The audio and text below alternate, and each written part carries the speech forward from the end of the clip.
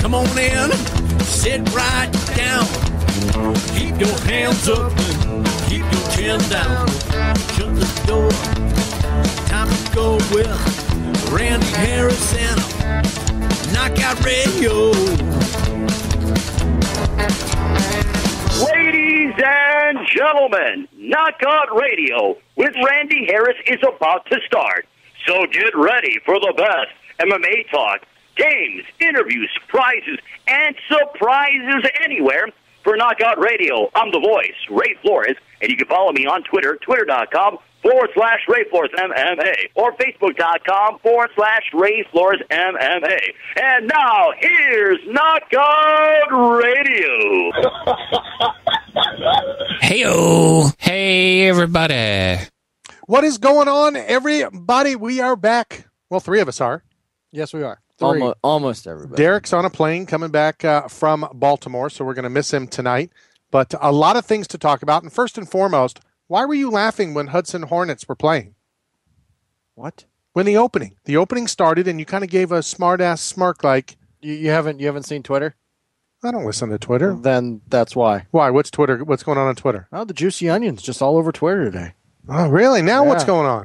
Out and about. The Juicy Onion say it's feeling juicy for tonight's show. Well, it's ironic. I wasn't going to get right to it, but I'm sure people just heard the plugs before the program started about Plugs for Pain. We're going to send the Juicy Onion over. Okay. So the Juicy Onion, can give it up, do whatever it needs to do in the cage. What does the Juicy Onion need to? What is the Juicy Onion needing plugging? So to speak. I'm not touching that so one. To speak. No, I'm not even going to answer that. I want absolutely nothing to do with that. All right, scheduled for today's program. Good friend of ours fought last Saturday night. Darren Cruikshank going to come on. We're going to touch base with him. I'm sure he's disappointed, in the decision and the outcome, and we'll talk to Darren about that. Fighting tomorrow night in Bellator. A very good friend of mine, a very good friend of the program, and I'm going to say it to him, and I'll say it to you guys right now. I was shocked when I went to Wikipedia to look up Marcus Davis.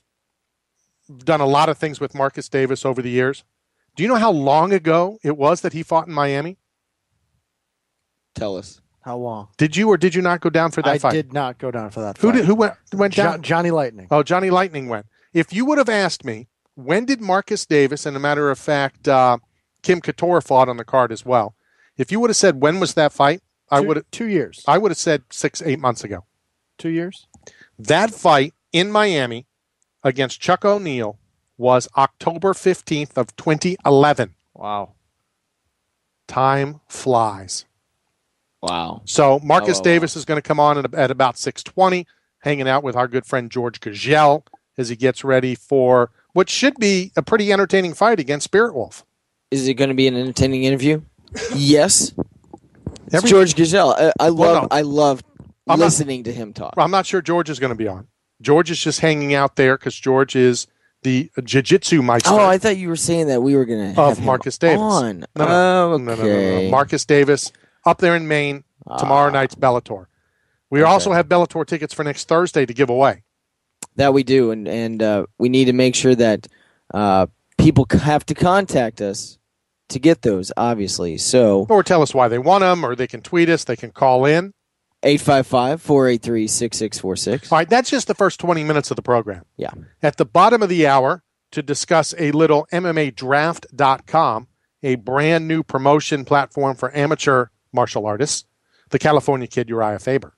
Oh, that guy. Yeah. That's awesome. He's got nothing coming up. Yeah, nothing at all. Yeah. Oh, well. So maybe we'll just talk about him being on Leverage or something. He's got a lot of free time, apparently. Well, a lot of T-shirt time because he's now back in the T-shirt biz. So we're going to talk to Uriah. Of course, our weekly guest, Josh the Man, will be on. We're still working on a few other things. Phil Davis was scheduled to be on. We're waiting to get confirmation of his phone number. He confirmed. It's just, that somebody needs to send me his number. Okay. All right. Well, hopefully he gets back to you in enough time so that we can within the next hour and a half. Yeah. That certainly would be nice. Well, I mean, we have a lot of stuff going on during that time, so we gotta make sure we get it and are able to get in touch with him. So So Very cool. absolutely, so a lot of things to talk about. We do have the tickets to give away. I'm going to reach out, and normally you ask for help when you do charity events, correct? You ask your Twitter community. You ask the Randy Brigade. Matter of fact, you ask the Burke Brigade. You ask the Bubba Army for help. Yeah. Here's what I'm going to set up. The longer people contribute to what I'm about to talk about, the longer they will keep me in jail. I am about to be arrested. Okay. I'm not even sure when it is, so I'm kind of in hiding because I really don't want to be arrested. I've never been arrested in my life. But I'm going to be arrested for Wheelchair for Kids, a charity that provides wheelchairs, obviously, for children. Unfortunately, I am being arrested. They've sent me the documents. I will be able to provide the link. I will be able to provide you the bail, what my bail's going to be. And I found it a little interesting on what my charge is. Let's hear it. My charge is something to the effect of, and I haven't seen the actual documents because I'm in hiding, that will be brought to me by the Sheriff's Department from what I understand. But it's for running the #1 MMA radio show in the country, but not talking about and promoting the Tampa Bay area enough. Really? So. Okay. All right. Well. It's probably too late for me to plug Tampa Bay, so I'm not going to even do it, other than Bellator is coming to Tampa next week. That is the 28th.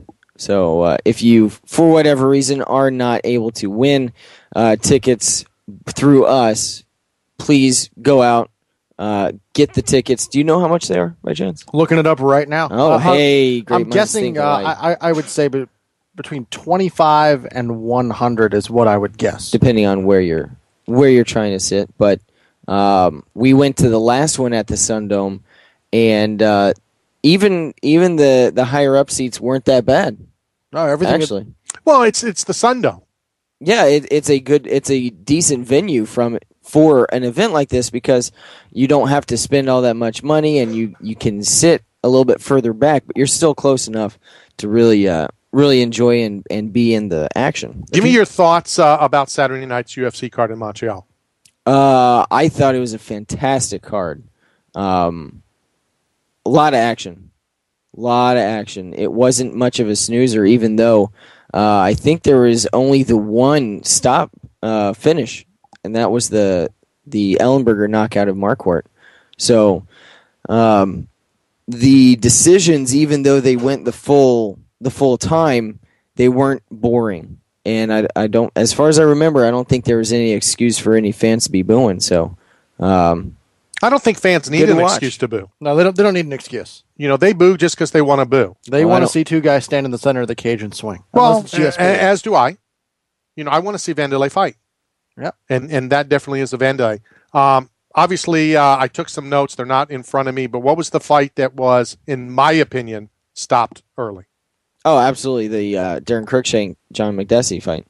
No, sorry, not the one.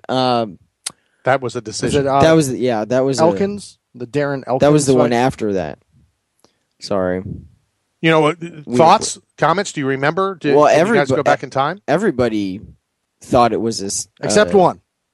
There was a few people on Media Row that kind of felt really it was fine. Right? That he kind of looked. He didn't look anything. In my opinion, he was bouncing right up. He was coming right back up. Even though it was obvious he had taken the first punch that definitely staggered him. He took a couple more, and then the one that knocked him to the ground. But he was bouncing right up. I don't see him being out long enough to be worth a stoppage. But Sean, you awake over there? I am. I'm still looking at it. Is there soccer going on or something? No, there's not. We got the basketball starting in I don't know. Who 30 cares? minutes. Yeah, Kentucky's out. Sorry. That they played horribly, so they deserve it. And speaking of Kentucky, we are also trying to get a hold of Christopher Boykin, better known as Big Black, who has been all over Twitter. Yes, he has. About Kentucky. Yes, he has. I think it's the happiest day of his life. Yeah, he said they're the rudest fans in the world. Really? Yeah, they can't take a loss. Well, that's true. So, but a lot of them are like that. Yes. A lot of teams are like that. A lot of fans of fighters are like that. A lot of fighters are like that. Well, that's true. Diaz brothers. Can't take a loss. Yeah. What's up with the Diaz thing and the police car and going the wrong way? He wasn't driving. He was a passenger. Right, I understand that. But of course, marijuana was involved. Was it? Absolutely. The driver had some sort of misdemeanor warrant. He was arrested. Was this in Canada or was this in Sacramento? This was in Sacramento. So they were already back. This was the night after. An hour north of Stockton. But it's legal there, so it should be cool. If you have the proper credentials. Oh, so in other words, it's not like AAA, where just somebody has to have the card? That's good. I like that one. We're going to get back to that, but I want to go up to where I'm sure it's very cold, and I'm sure Marcus is still not in the best of mood because he did have his cut. He did weigh in today. He is ready for his fight tomorrow. Good friend of the programs and a good friend of mine. Marcus Davis, how are you? I'm good, Randy. Thanks for having me on, man. I appreciate it. No, thank you. I know that you're only a day away from your fight, and I told the guys when I first started the show, Marcus, I jumped on the internet. Obviously I know a lot about you, and I'm like, yeah, I just saw you fight like 6 months ago.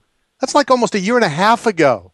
Yeah, a long time, man. Yeah, no, I let me see. Last fight I had was in October, and then it was a long time before that. So. I think it was October of 2011, and I would have lost my house because I swear I would have thought it was just like yesterday. Yeah. Yeah, no, I fought October of 2012, and then I took a year off. And then, I fought October 2011, you're talking about. Then I took a year off, and then I fought again in October 2012, and then tomorrow night. The layoff because you were just needed time, or we obviously know fighting's in your blood. From since about 2008 until about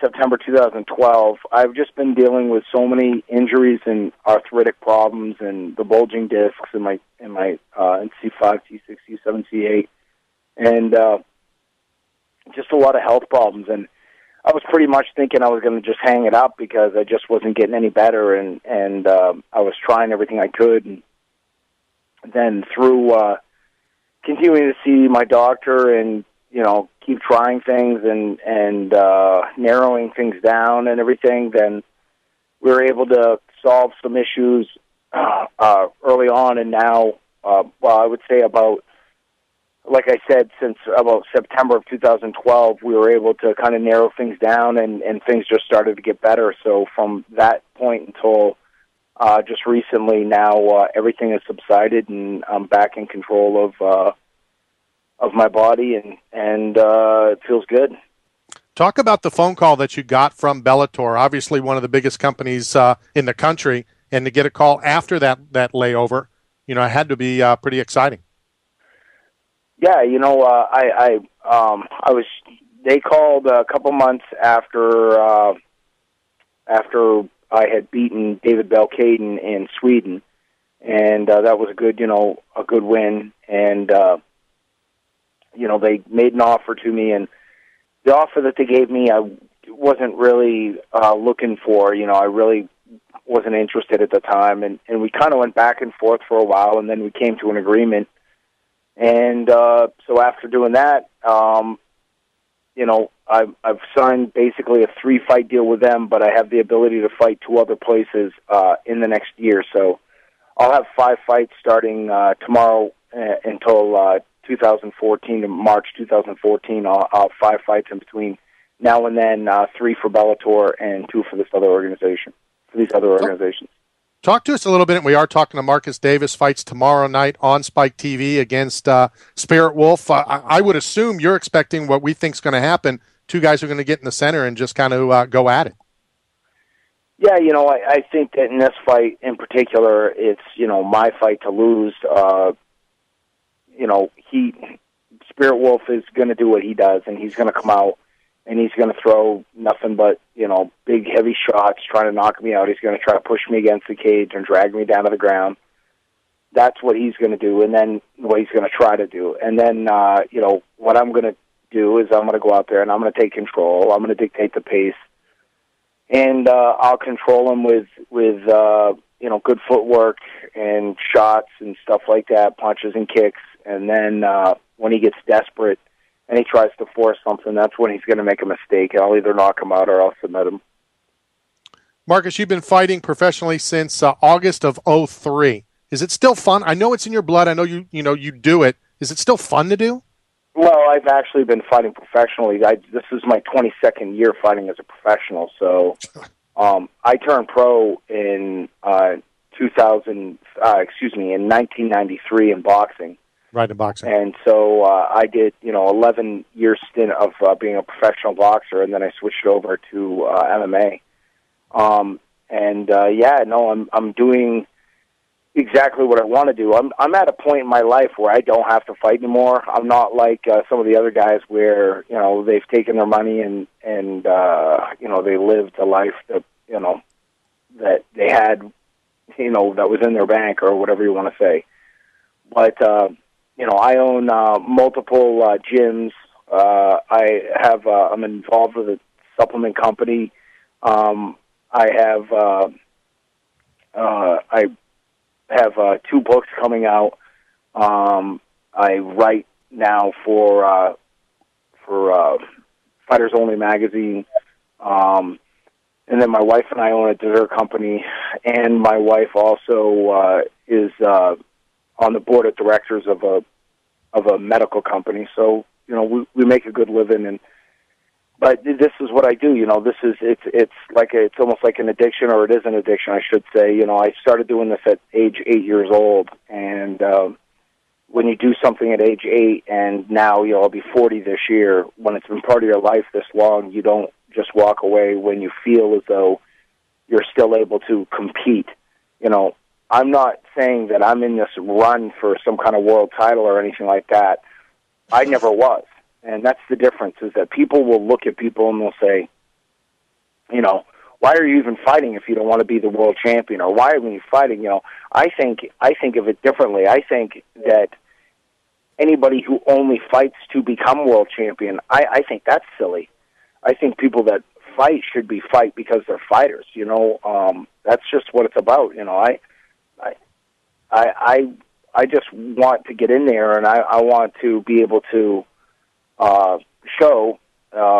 express myself as a fighter and show what my capabilities are, and put them against another man's capabilities, and come out the victor. That's what I love about fighting, man, and I'm not going to quit.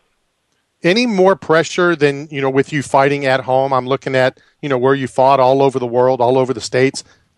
Have you fought in Maine within the last X amount of years? It's been a while, right? Well, I fought in Maine last year, or excuse me, not last year. I fought in Maine 2 years ago. I fought an up-and-coming Travis Coley, who was at the time, I believe he was 7-9. And he had made some kind of statement before the fight saying that he and I had actually grappled, and he tooled me. And I remember meeting the kid, and I don't remember ever being tooled and grappling for a long time. So anyways, and then I ended up submitting him in 1 minute. So that tells you how accurate, Sure. accurate that was. But I fought him in Portland, Maine, about 2 years ago. And but no, as far as the pressure goes, the pressure's not on me at all. I've been doing this for so long; it's like taking out the trash.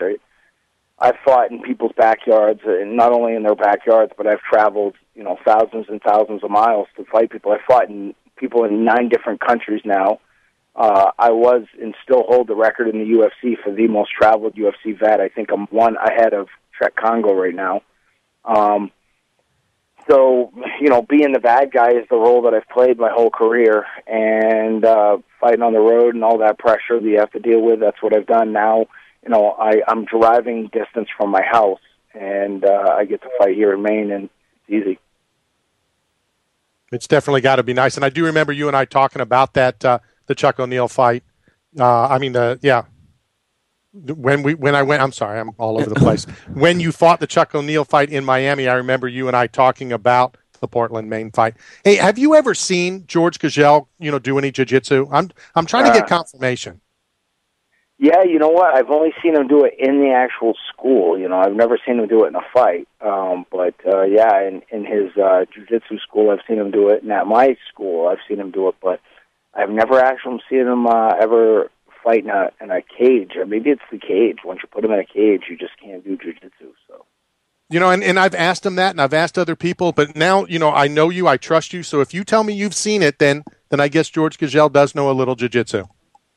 Yeah, what's crazy is he knows a lot of jiu-jitsu, and he's very, very good at it. It's just that, he still has that problem, and it's the alpha male thing where, somebody punches him and he needs to punch them back, and then they kick him, and then he needs to kick them back. And so obviously they don't want to do jiu-jitsu with George, so nobody's doing jiu-jitsu with him, so he's not doing jiu-jitsu back to them. And I try to explain to him, you're doing exactly what they want you to do. You're fighting your fight every time, and he just can't help it. He admits it.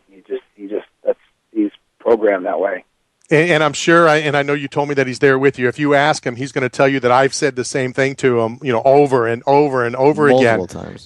But that's the way he is, and a lot of fighters are. They want to win fights, against the guy at their best, not their best. But it is what it is.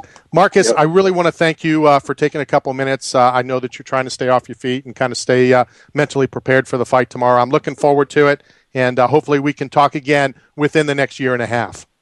Yeah, absolutely. Thanks for having me on, Randy. All right. Have a good night, and looking forward to the fight tomorrow night. Kind of went out space there a minute as I was trying to describe it. You were in the zone. I was in the zone. It's going to be an interesting fight. Spirit Wolf fought here last time Bellator was in town, and I think he either broke his hand or he thought he broke his hand. I remember that vividly because to put the pad back on the knuckle. He kept trying to mess around. But I'm really excited to see Marcus, in a big show again. It has been a little while. He was last in the UFC when he fought Jeremy Stevens in 2011. And he's a guy that likes to go in there and brawl, but misleading because he can do other things as well. And I know that we've talked about that, in years past when Marcus was on. So good dude.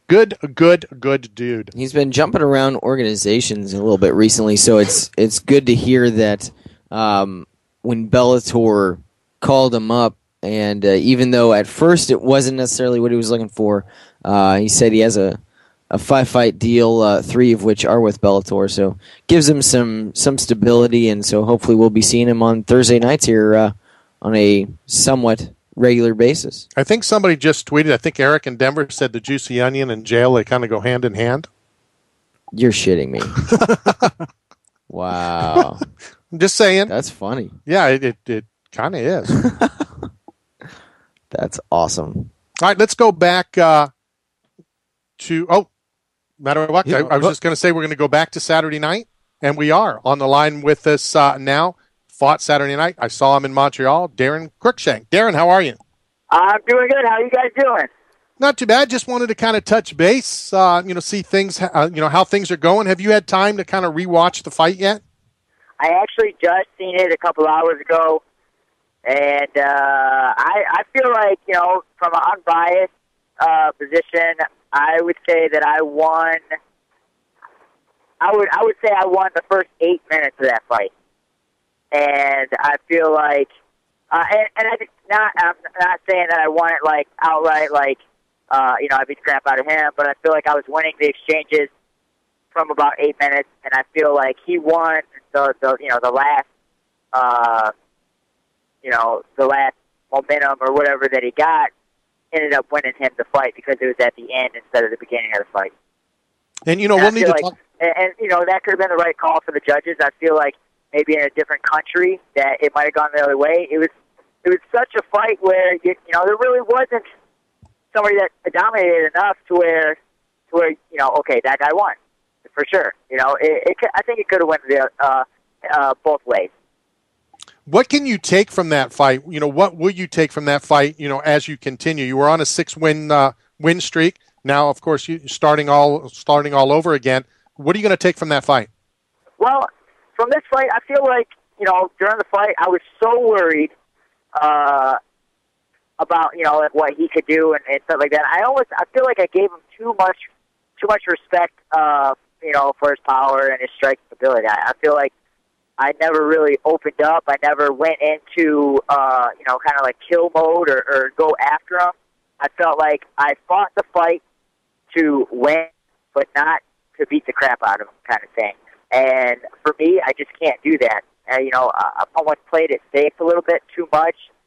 And that's just not me. I feel like there's some things I need to change in training, I guess, or just like my mental preparation, maybe. You can always improve, and that's where I'm going to sit back while I'm healing up from the fight and see what I can do. I need to tell you this as we were sitting on the media row or radio row or whatever they're calling it, those couple tables there. I think a lot of the media were saying that you both were respecting each other. So not only were you doing that to him, but we kind of felt he was doing the same to you. Yes. So it's kind of hard to, as you both are kind of like waiting to see what's happening. At least that was the way we took it. We were waiting for one guy to do the other, but they both were kind of waiting, on each other. So it's kind of difficult, I'm sure, as you're going through that, as he's doing the same to you of what you're doing to him. Exactly. So what's next for you? Is it too early? I'm sure that you and Joe Silva and the UFC haven't necessarily talked, but how soon will you talk to them? I fought Saturday. It's what is it today? It's Wednesday. So it is kind of early, but realistically and mentally, I want to get back in the cage as soon as I can. I don't like sitting on a loss. I wanna get that back, and having a loss that really motivates me to go in there and take someone's head off. I feel like I didn't get to let anything go on Saturday, and I feel like I want to get back to sparring right away, but I actually broke my nose in the fight in the last 10 seconds of the fight. I took a shot. I think it was a right hand right to my nose, which actually shattered my nose. It's not like it went one way or the other where they could just break it back together. I have 2 pieces of bone stuck in my nostrils or something that they need to go and retrieve and try to put back in place. So I'm pretty sure I'm going to have to go under the knife if I want to, maybe have some kind of acting career someday or something. But we'll see. We'll see what happens there. But if they called me up and said, "Hey, can you fight next week?" I would definitely say yes. Let's get it on. But think of this, Darren. If you need to get it fixed for the movies, you might be able to just leave it the way it is so that you can join the Renaissance Festival. Yeah, let's do this. I need to find me a cool match that I can spar in that no one can touch my nose in. So maybe I'll go out there and get me some kind of cool Spartan helmet or something and just start, sparring in that. I think that's good. There you go. It would work out perfectly. Let me ask you this, in like you said, and I kind of figured you want to get back in as soon as possible. Is it, that you want to get in faster now because of what happened Saturday than, say, your last fight when you fought Martinez and maybe, take a little time off? Yeah, I feel like mentally I'm just not satisfied. I'm not satisfied with that fight. I'm hungry, and, I don't like sitting on a loss. I feel like the best thing you could do is get ready for a fight as soon as possible and, go out there and beat somebody up. See, I still think, Darren, I know we talked about it in the hotel. If you would have gone to Schwartz Deli, if you would have gotten the sandwich that we talked about, maybe the outcome would have been different. Hey, it could have. You never know. You definitely never know. I know that you got to get out because you're getting ready to do a class. Thank you very much. Keep your head up. I can't wait to watch you again in the octagon. Awesome, guys. Thank you so much. And anytime you want me on, just give me contact me through Facebook or Twitter. We will talk very soon. Darren Cruikshank, everybody. He'll be back, especially after what happened in Seattle. Do you still remember that? Devastating. The head kick? Devastating. And then he pimped it like a home run. Just kick him in the head and put the hands up. Exactly. It's over. That's why I wanted him to get knocked out of the night. When you pimp it like that and sell it, you get it. Sell it. And it's funny because we did talk on Radio Row or Media Row or again whatever it's called. That both guys were respecting each other so much, and that we're so worried about kicks and this and that. Mouse game yeah, and it really was because that wasn't the Darren that we saw in Seattle. Well, even the commentators, Rogan and Goldie, were going to put money on the first spinning kick or punch thrown because both guys do it, and that was won by Darren Cruikshank. Oh, there you have it. That's true. It's never a good thing when you say that you have to go up into your nose to retrieve something. He sounded a little nasally. He did, didn't he? Jeez. It's not funny. There are 2 pieces of bone they have to go retrieve in my nose. Well, and the worst part, let's be honest, Right. the worst part, it's awful. anytime you get injured, anytime you get that type of injury, anytime you get any type of injury, but for it to happen 10 seconds before the end of the fight, rough. if You something went like through the rest of the fight and you're fine. let it happen like in the first 10 seconds, the first 20 seconds. Of course, then you got to fight, the next Well, then you have an excuse. 13 too. minutes. Well, I don't want no damn excuse. You don't. Well, I'm sure they don't either. But if you lose, it's kind of handy. I guess. For some people. Some people are going to say, hey, I'm going to sit here. I can't sit here and make excuses all day. But sometimes they do. Did you guys see, I guess Ellenberger said that he wants to feed Johnny Hendrick his teeth.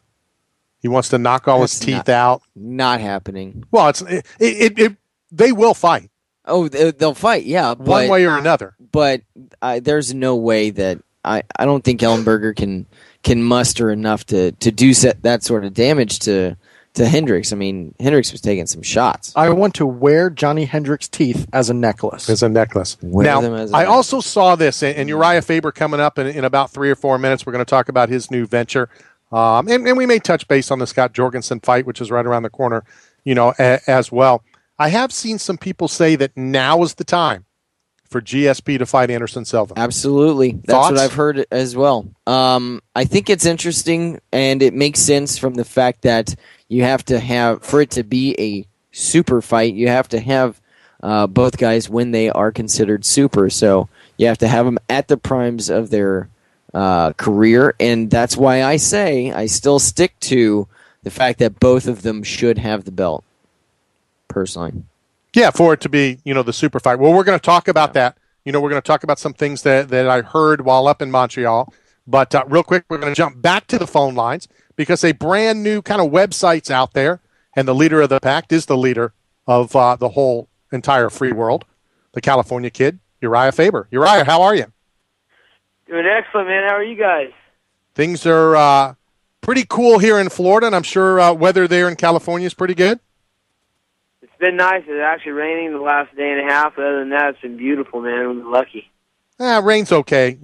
Talk to me a little bit about this new promotional platform for amateur fighters that you and Phil Davis are involved with, MMA Draft. Yeah, so Phil and I actually came up with the concept, and MMA Draft is exactly that. It's a website completely dedicated to the amateurs of our sport. I mean, adults that are finding their way in the jiu-jitsu and the wrestling and the kickboxing and the pancration and the AMI circuits around the U.S. and the world, and then the kids that are starting out at young ages and taking this sport seriously. So we got all sorts of cool stuff on there, and it's been a long time coming, and it's definitely needed. So we're pumped to have it out there. It's MMADraft.com. I'm sure that there's a lot of things involved in it, but can you kind of narrow it down to a couple things of what it is, what it does, and what it'll do for the fighters? Yeah, it's basically a platform for these young amateurs to to find their way in this sport. There's a lot of people that want to get involved.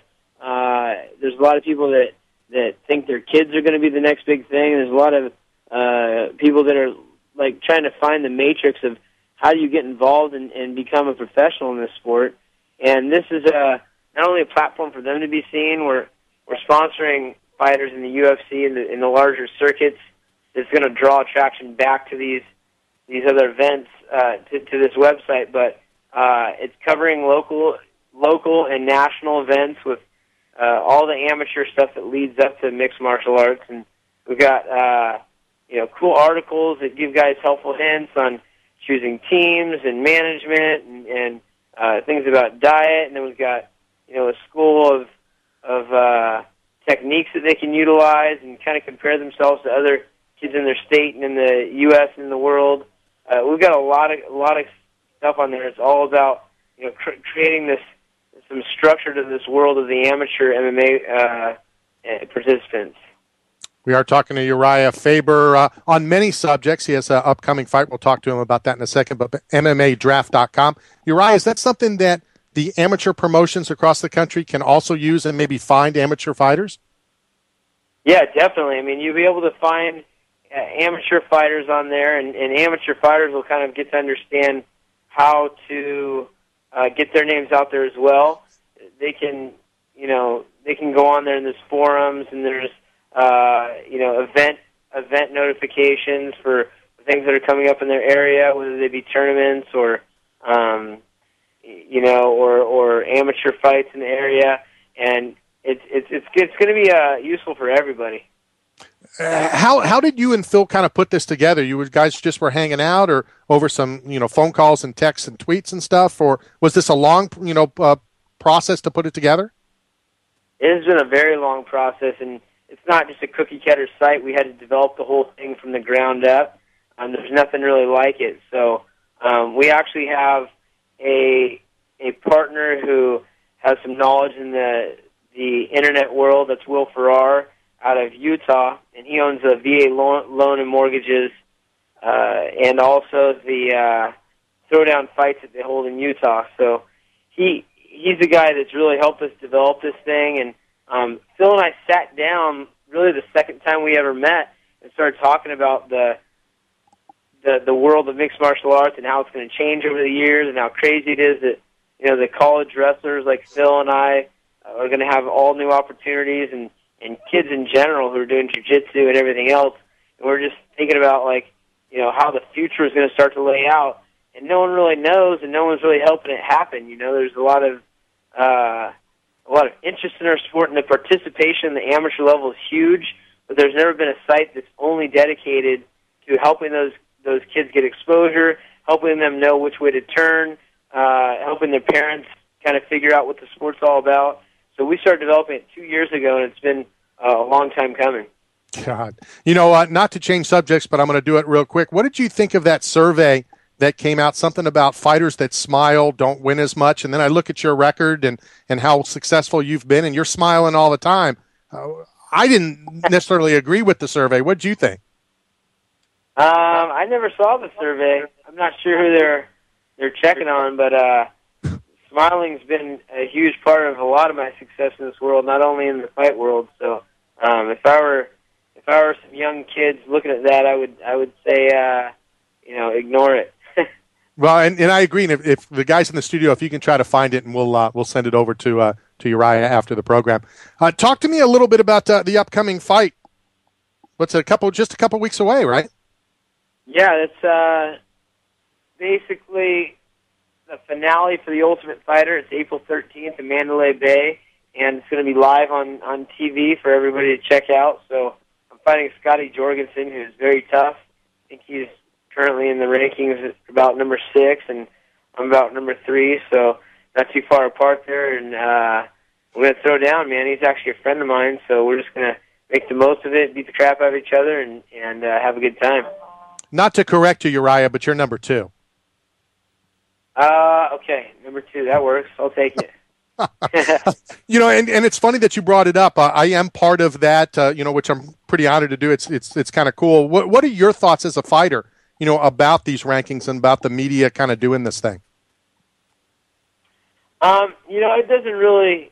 I don't really pay too much attention to that stuff. I know where in my own head where I sit in the world rankings, and where I've been trying to be and where I have been, and that's always to be number 1. So, everything else is kind of moot point. There's a lot of tough fighters out there, but you're only as good as the last guy that you beat up, and so moving forward, it's going to be Scotty Jorgensen and whoever else after that. Have you looked at the rankings and say that some people that may have you ranked below the number 2, and kind of like, God, I can't believe he's doing that, or do you not even worry about it? Oh, I don't even know who to look at for rankings anymore. I'm not sure who everybody looks at for the rankings, but yeah, I don't really worry about that kind of stuff. I mean, I like what they're doing only because they're enabled to now kind of promote a fight a little bit even more. Because, like in this case, number 2 fighting number 6, just as you see it on the scroll on ESPN or whatever, it just kind of adds to it, and it's kind of cool. That's all. So. Yeah, is that what they're doing? It's now on ESPN? Yeah, so when they show, they're talking about a fighter, that little scroll at the bottom, it'll say, Uriah Faber, and then in the little parentheses, it'll say 2, versus Scott Jorgensen, number 6. And it just kind of adds more to it, I think, for the casual fan. The people that have been around this sport, know Scott, know whatever, but if somebody's watching ESPN and they may not be as familiar, and they see that 2 versus 6 or 2 versus 4 or whatever, I think the casual fan is more apt to tune in. Yeah, I think that's pretty cool. I think it's good that they're doing that. And we need to keep educating the people out there about our sport. It's getting more and more mainstream, and whatever makes it easier, more interesting, the better. Real quick before I let you go, I think we've talked about it at an event, but not on the air. You were on Leverage, I don't even know how long ago now. What was that like, and when will you be on it again? That was really cool, man. You get to see how intense the acting world is. I mean, I was on there for just a short couple of minutes, but it was a whole day ordeal, 16, 17 hours on set, and they had so much preparation and setup. It was cool, though, man. We had fun. I don't know when I'll be on it again, but I would like to get into the entertainment world a little bit more as time goes on, but right now I'm just focusing on the fighting. Well, it doesn't hurt as much, when you're doing the acting and not the real fighting, right? No, it doesn't hurt as much, that's for sure. Depending on who you're working with, I guess. Exactly. When's the sequel to the book come out? I'm not sure yet. I'm still working on that. I've got a lot to learn myself, so I'll be gathering all my thoughts and getting them together, and hopefully in the next couple of years here. There you have it. You're right. Thank you very much for your time. Looking forward to seeing you in a couple of weeks in Vegas. All right. All you parents, check out MMADraft.com. All you amateurs, check out MMADraft.com. It's an awesome site. We're looking to blow this thing up. And I'll put the logo and link up on our website as well for you, Uriah. Sounds good. Thanks, guys. All right, take care. Uriah Fairbairn, everybody, right around the corner. April very, very soon. It was 14th? 14th, yes. So right around the corner, Scott Jurgensen? 13th, maybe. I don't think it's the 13th. I would have remembered that. You sure? Yeah, well, maybe not. I don't know. Maybe. What the hell do I know? Yeah, that's true. You know that April 13th. It was the 13th. It is the 13th. Well, I would have thought I would have remembered that number. Well, you'd think. Silly me. But, yeah. Scotty and Uriah were training partners. Now, again, not teammates, training partners. I don't, what's the difference? Where are we going? Is there a difference? But, well, there is. I think there is a difference. Right. And I've said that over the years. Yep. I think teammates are people that live together, train together. They're together 24/7 or 15/7 or, whatever. Guys that live in Albuquerque, guys that live in Cape Coral, guys that live in Portland. That's a teammate. A training partner is somebody that flies in, trains with you a little bit, and then leaves. No? Yes? Okay. Sounds good. Well, and speaking of training partners, Frank Mir actually changing it up a little bit. He usually stays in Vegas to prepare for fights. He's actually off to Albuquerque. He's working with Jackson's MMA to get ready for Cormier. Changing it up. And something to do with the Ultimate Fighter being around those guys for 6-7 weeks? Well, probably. I mean, he's, as you said, he's been around Jones, and Jones obviously knows what he's doing, as does the rest of that team there. So they do well to prepare for a wrestler. Why not give it a shot? He doesn't feel that Cormier has what it takes to finish people. Yeah, I saw that. I saw that in your notes. And I think that's kind of interesting because he says he flat out says he's a strong guy. He does have power, but he doesn't have what it takes to finish people. And I thought that was an interesting thought behind that. Cormier obviously, yeah, he's got the wrestling background, but I don't see how somebody could be strong but not have the finishing power. Does that make sense to you guys? It does a little bit. He's going to be strong enough to maybe hold him down, but he doesn't have the quote unquote knockout power. But then on the same line, if you hit somebody just right, I don't think it doesn't take sometimes. Right. But I'm on the website and I'm kind of looking at Cormier's fights. Well, yeah, I'm looking at him too, and it doesn't jive. Well, it's not that it doesn't jive. It's to me, which means I'm going to put the stroke of death on Frank Mir right now. I'm going to screw Frank Mir so bad right now when I say, you know what? Look at who he fought. Big freaking deal. And I always say that. You look at who they fought. You could be a stud in this company, and then you come over to the elite company. And I know you want to talk about somebody that's the elite company, and we'll do that. But I'll do it after the break. We'll do it after the break. We'll do it after the break. We do have somebody on the line, so let's go out and talk to we haven't even out the numbers. Give the numbers out. 855-483-6646. Hey, Dan, how are you? Hey, what's up, fellas? Hey, I got a question to ask you. What do you think about the alleged retirement of Nick Diaz since he couldn't beat GSP? Again, that's the same retirement he said last time.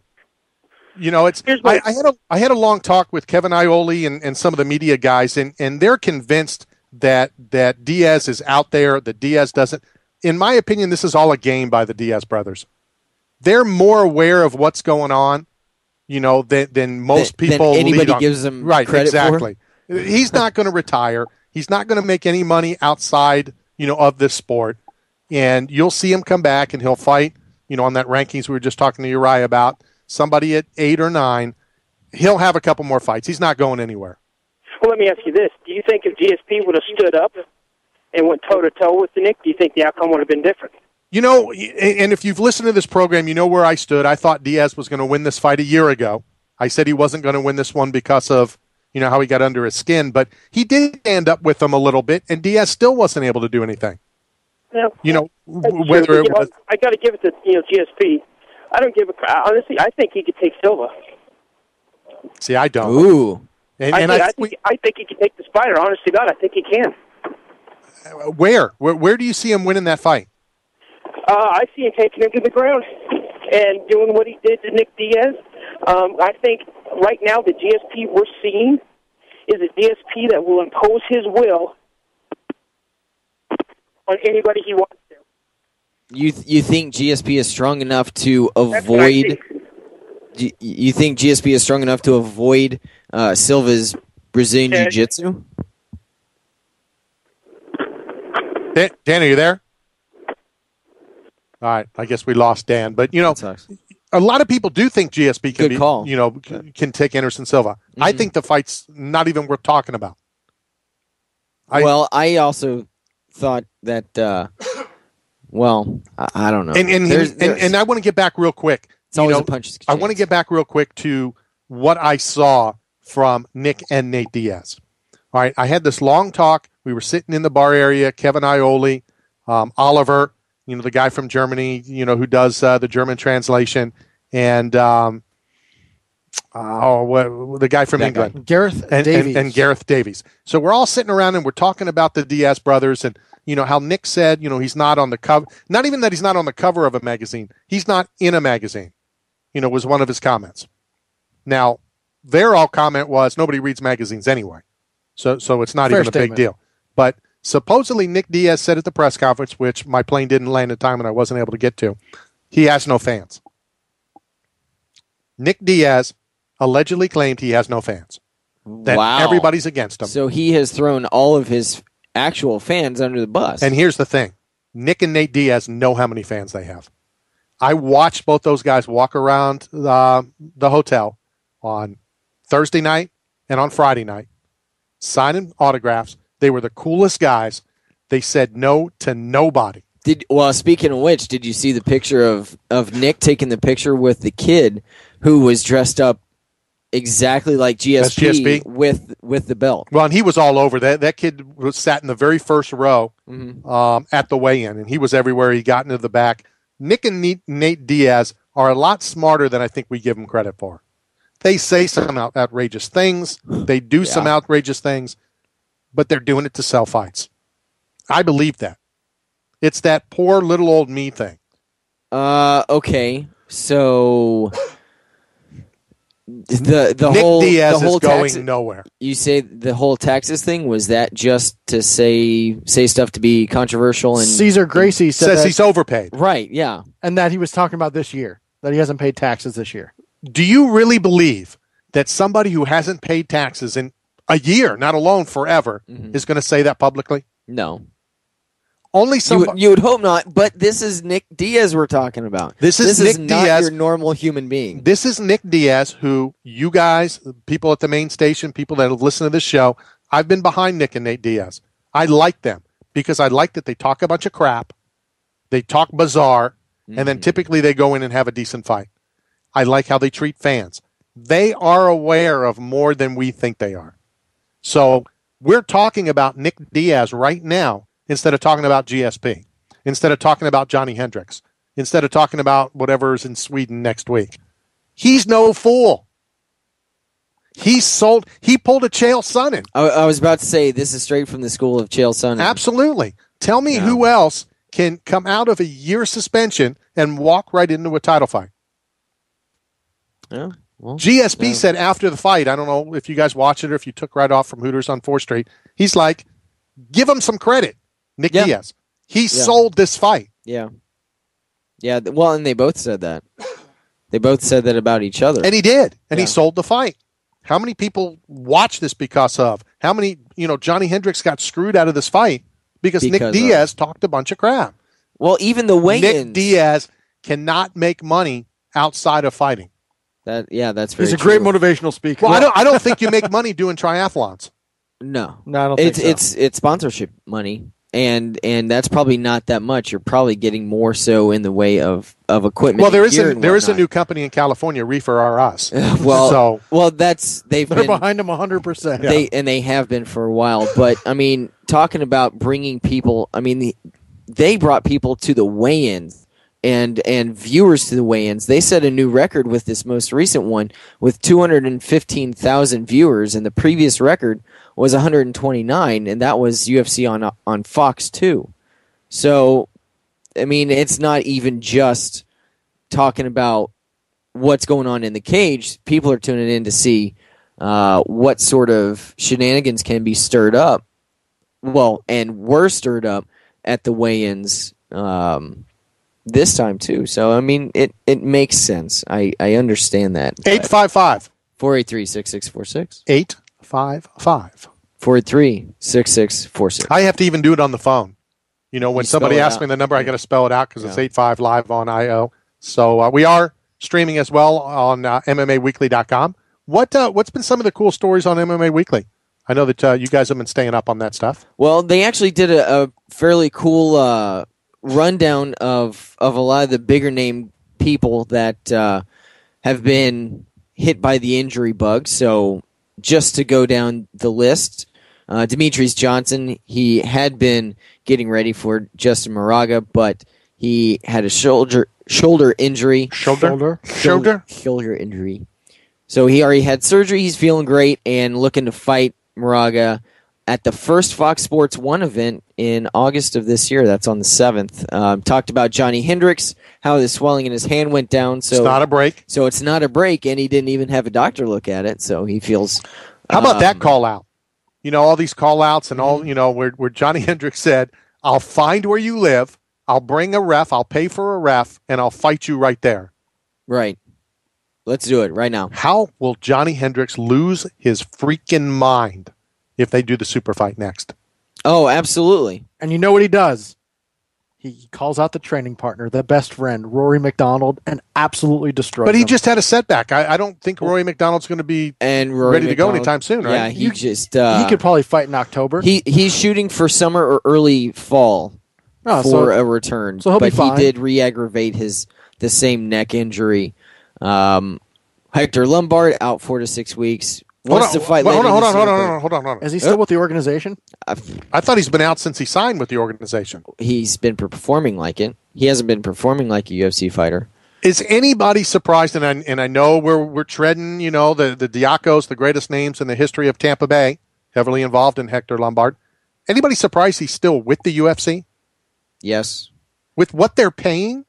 With the amount of money that they're paying somebody like that, and the guy, I did forget to bring up to Uriah that stupid rumor that was floating around before his last fight, if he would have lost. So there's a lot of that floating around. I don't know how true that is, but for anybody to even think that about a Uriah Faber, has to think that about a Hector Lombard. Yeah, that's true. It just not worth watching. Definitely not on a pay-per-view. Lastly. Which goes back to, and we'll get back to some of the stuff you're talking about. Mm-hmm. That goes back to what I said about Cormier. Look at who he has beat. Really, he fought Josh Barnett. That's washed up has been. That's the biggest name that I've heard of. He went 5 rounds, a decision, with Josh Barnett. Okay, great. He did beat Bigfoot, who I think a lot of people don't think a whole lot about Bigfoot up until his last fight against Horsemeat. But before then, what were people saying about Silva? Well, yeah, just a big guy. I mean, wasn't- nothing spectacular. He beat the communist. Jeff Monson. Did you see that? He wants to become a Russian citizen. Yeah, I saw that. Don't let the door hit your ass on the way out. Doesn't surprise me. He did fight. Well, he's got the what is it, the hammer and sickle and all that crap on him. He has the tattoo. Yeah, he has two people tattooed on the back of his neck. It says like down with capitalism or something like that. And one guy's shooting the other guy in the head. All right. So looking at who he's beat: Dion Starring, Josh Barnett, Antonio Silva, Jeff Monson, Devin Cole, Jason Riley. Just tell me when you recognize a name or two. Tony Johnson, Lucas Brown. You know, like I've said about Hector Lombard, like I've said about, you know, guys that come from other organizations. I don't care what you think about Frank Mir. Frank Mir is a UFC fighter. Frank Mir is one of the best heavyweight fighters in the world. And he's proved it over and over. Am I saying that Cormier can't beat Frank Mir? I mean, you know, he can. This isn't the Frank Mir of 4, 5, 6 years ago either. When he had the belt. And unfortunately, that's what people are going to say, which sucks for Cormier. That he beat an old, washed up, whatever Frank Mir. Going to play down any victory he has. I still think this is the best fighter that Daniel Cormier will fight and has fought to date. So even in the future, you don't see him getting anybody bigger? No, I'm saying to date, to now. Okay. To now. If Cormier, beats Frank Mir, then, he'll fight somebody. He'll fight a Roy Nelson. He'll fight whoever. And then he'll probably fight for a title. If he gets by these next two guys. But I just don't know. I think, and I've said it since day one, and I'll continue to say it, until you come in and beat the better fighters in an organization. I'm looking at you. Okay. Well, after the break. No, I understand. I got it all ready to go. I understand. And it's a very delicate situation because I am now, I'm a big fan. I think it's called the World Class League. Is that the amateur fights, here in the Tampa Bay area? Yeah. The WCL, I think it's called. Mm-hmm. Who are now? I'm laughing about it. Choked up. Yeah, I'm all choked up about it. Got to be honest. They're now in bed with the XFC. Oh, really?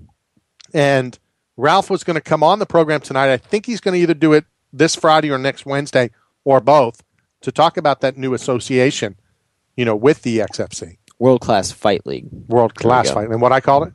World Class League. All right, so I was close. Yeah, you're close. Just missed the fight. At my age, come on. They are fighting, so it's okay. They are fighting. Mm-hmm. So we'll get more details on that. But I did see some tweets about the XFC and about some comments about the XFC and some things that were said by the XFC. And you know what? We'll talk about it after the break. We're going to hit the top of the hour break here, run a few spots, pay a few bills, get you guys paid. Awesome. And when we come back, let's get your opinion or yours out in Radioland at 855-483-6646. We'll be back in a few. What is going on? It's the second hour, 855. I got Second Life. 483-6646. So Sean just made the mistake. Big mistake, I guess. Big mistake you just made. I've actually been holding on to this for about 40 minutes now. No, I'm talking about the other thing. No, I'm saying that. I saw this about 40 minutes ago. What you just told me? I've been holding this since the break. All right, well, let's don't, do stupid-ass radio. Tell everybody what you just told me. Tony Fricklin will be on the Bellator card at the USF Sundome next week. Tony Fricklin hasn't fought since June 22nd of 2007. Against Kung Lee. So he's on a 3-fight losing streak. And it just so happens we have a lot of history with Tony Fricklin. We do. We have a lot of funny stories about Tony Fricklin. He's a good guy. And I just called him. He's got listen to this, a 20-minute practice. 20 minutes, okay. I said, hey, can we get you on the air real quick? He goes, well, I'm running a little late. I got to hit practice. I'm thinking, all right. He goes, but I'll be done in 20 minutes.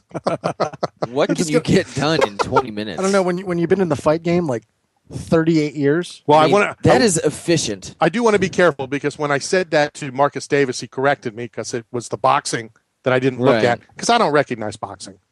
And I'll be with Antonio Tarver 2 weeks from yesterday, and I'll let him know that. But Tony Fricklin, his first MMA fight was July of 1997. Wow. What were you doing in 1997? I know what Radio? I was doing. Well, yeah, that's because you've been doing radio forever. I was doing radio. So the freak, Tony Fricklin, will be on this program in about maybe about a half an hour. And here's the thing, possibly in studio next week. That's awesome. He doesn't know about it yet. Of course not. But we're going to work on it. You know a guy. He knows some people. Yeah. I know Tony Fricklin. What's the other thing? All right. We briefly talked about the XFC. Okay. And I feel like I'm stabbing myself even saying the name. But some things were said by John Prisco that I know you want to talk about. All right. So I have it pulled up right here. I guess the quote is, when you look at the big picture, only the XFC, UFC, and Bellator travel to do shows. So I guess that's how he ranks them. The UFC is at least number 2 in his eyes. Bellator number 3. All right. It's tough to pack the house when you are in different city all the time, but we're doing it. That alone shows you how much we have grown in the past few years. Now, before you go on, I just want to say, we do not have the Diacos in studio with us right now. So I only want you to talk about things that you know for sure. In my personal opinion. Not in your opinion. What you personally saw as a former employee of the St. Pete Times Forum.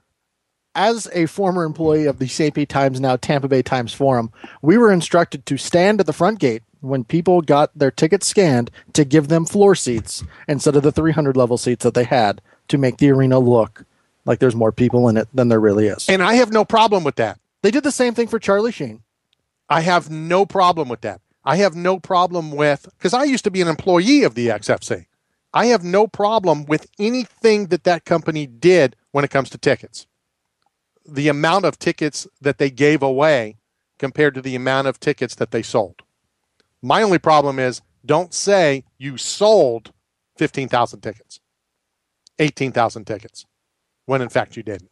When we pack the house. See, that's what he said. So he was good in that remark. And that's fine, because then he's changed. And packing the house is fine. I'm okay with giving away the entire house. And I know that some people... sure they apparently did. That's what they did. Yeah. Well, and from what, we've been told and you saw with your own eyes, that is what they did. I had them in my hands. for the events in Tampa. As a sponsor of that event, not that I was, but I'm saying if you were a sponsor of that event, because sponsors would ask me about it, my comment was always, and I'm not a fan of the XFC. And I'm certainly not a fan of John Prisco, and I know he's not a fan of mine either, and that's fine. But all I'm trying to say is, as a sponsor, when they asked me, my comment was, why would you care whether tickets are sold or tickets are comped? You actually want the free tickets because more people are going to come in and they're going to see your banners. And that's my thought. See your spots running on the big screen. Now, the flip side is, and some people said, well, if you don't have the money for the tickets, then you're not going to have money for the big ticket items and, of sponsors that are trying. Or you have it saved up because you didn't spend $50 on tickets. Very true. Now I've seen tickets. They range between $37 and $127. But now get back to the same as Bellator. Now get back to the stupid ass comment. When asked about signing ex-fighters from other top-ranked promotions to a multi-fight deal, Prisco had this to say, quote, "I don't give a shit if you fought for the UFC or Strikeforce. You need to beat my guys, and my guys are fucking animals. I could care less if you had a UFC contract in the past. That's the UFC's problem. My guys are now your problem." End quote. And that's pretty interesting. Big words. And as an owner, you want an owner that's like that. You want a Cuban. You want a guy that's going to stick up for your guy, stick up for your team. And he may believe that. And as a former employee of his, he does believe that. My only thing is that's a joke. And well, you have to have some sort of realistic mindset when you're doing stuff like this. But it's kind of like, and let's be honest, and I don't know if anybody will ever be honest with us. You have a fight against Anderson Silva. All right? Yeah, you're going to say I can beat him. Do you really believe you're going to beat him? Do some of the guys that have fought Anderson Silva in the UFC deep down really believe they're going to beat him? I can tell you one person that knew that they couldn't beat him. Look at the poster with Patrick Cote. He's already backing up in the poster.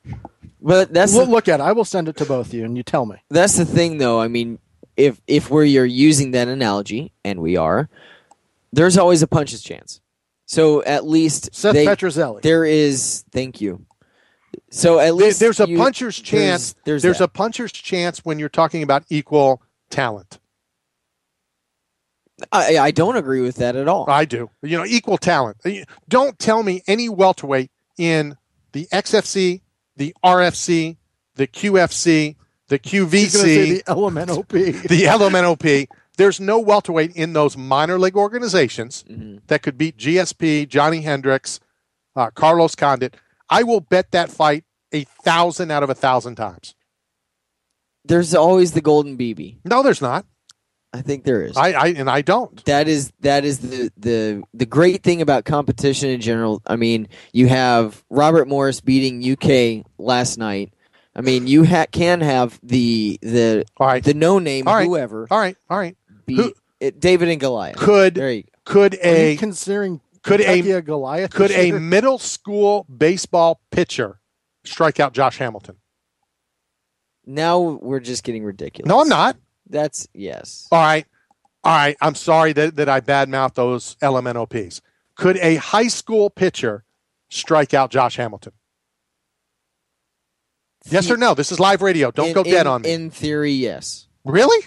In theory. I said in theory. I'm not talking about in theory. Do you think a guy that's not only played high school ball, but played collegiate ball and played for Team USA, which my hat's off to you, by the way. Thank you. Yeah, ha ha ha.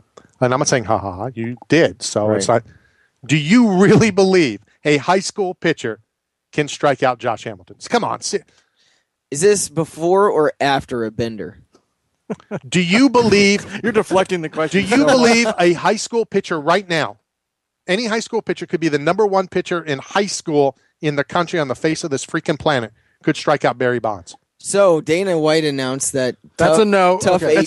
That's all I'm saying. Tough 18. That's, if I'm going to stick with that, a Cormier, a Hector Lombard, those guys can't come in and compete against the UFC, and LMNOP certainly can.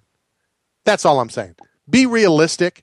I know you're trying to talk up your company, and whether it's any of these MPs, right? But there is no way that an existing UFC top tier ranked top 10 fighter would lose to a minor league organization. I understand what you're saying. And we can go on and on and on, but I'm tired of talking about the XFC. So anyway, let's talk about something serious. Let's do it. The Ultimate Fighter and Tough, as we do each and every Wednesday.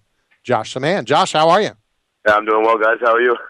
We were off on a tangent. That's all. It happens. Yeah. We're yelling at each other. Well, let me ask you, because you guys said that you've talked all sorts off the board, the transgender, all that stuff with Josh. So let me ask you, Josh, could a decent fighter from some of these smaller organizations, and I'm not talking Bellator, I'm not talking Dream or ONE FC, I'm talking, an RFC, a LMNOP, God, do I have to say the name again? Go ahead. An XFC. Could their guys who are we speaking with? Who do we have on the line right now? Say what? I said, who else do we have on the line right now? There's just us. Hello? Who don't you want to hear this? No, I was just curious. I was curious before we start talking about it.